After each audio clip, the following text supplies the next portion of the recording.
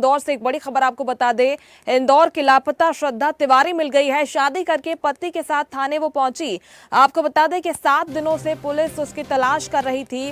Police को मंदसौर में उसके होने की सूचना मिली थी और इसमें एक बड़ा अपडेट आया है। शादी करके पति के साथ श्रद्धा थाने पहुंची है। पुलिस श्रद्धा तिवारी से पूछताछ कर रही है। 7 दिनों से पुलिस श्रद्धा की तलाश में जुटी हुई थी। तलाश अब पूरी हुई है क्योंकि इंदौर की लापता श्रद्धा तिवारी अब मिल गई है। वो खुद अपने पति के साथ थाने पहुंची।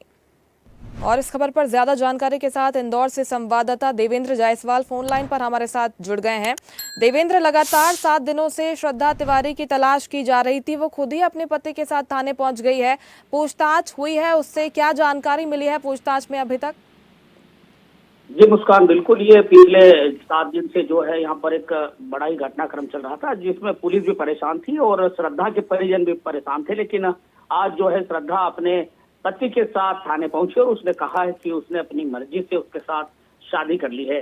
अब इस मामले में उसके माता पिता और इससे पुलिस संपर्क कर रही है और ये पूरा जो मामला है ये गुजराती कॉलेज की 2nd ईयर की जो छात्रा श्रद्धा है, ये जो है बिना बताए घर से कहीं लापता हो गई थी। उसका मोबाइल फोन भी वो घर पर ही पटक गई थी।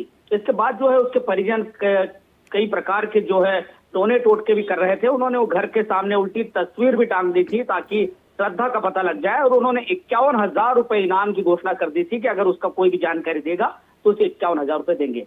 लेकिन आज नाटकीय घटनाक्रम में यहाँ पर श्रद्धा अपने पति के साथ पहुंची और उन्होंने जो है बताया कि उन्होंने अपनी मर्जी के साथ उसके साथ शादी कर ली है। अब पुलिस इसमें जो है उसके परिजनों और इनसे सबसे संपर्क करने के बाद आगे की कार्रवाई करेगी।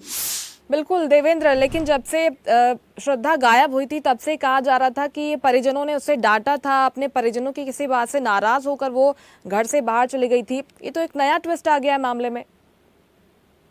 जी बिल्कुल, ये पूरा एक ऐसा घटनाक्रम है जहां पर पुलिस हर पहलू पर चर्चा कर रही थी। पुलिस ने जब इसकी सहेलियों से बात की थी तो उन्होंने ये बात बताई थी कि श्रद्धा के साथ परिजनों ने मारपीट की है और मारपीट के कारण वो घर से भाग गई है। तो पुलिस ने उसके परिजनों को भी इस मामले में कड़ी पूछताछ की थी और वो आगे भी इसकी जो है जिन जिन लोगों के साथ उसके संपर्क बने हुए थे, एक सार्थक नाम का लड़का भी था, उसके भी बात सामने आ रही थी। तो सबके मोबाइल फोन को ट्रेस करने की कार्रवाई चल रही थी। इस बीच आज श्रद्धा जब पहुंची है तो पूरे मामले का पटाक्षेप हो गया है।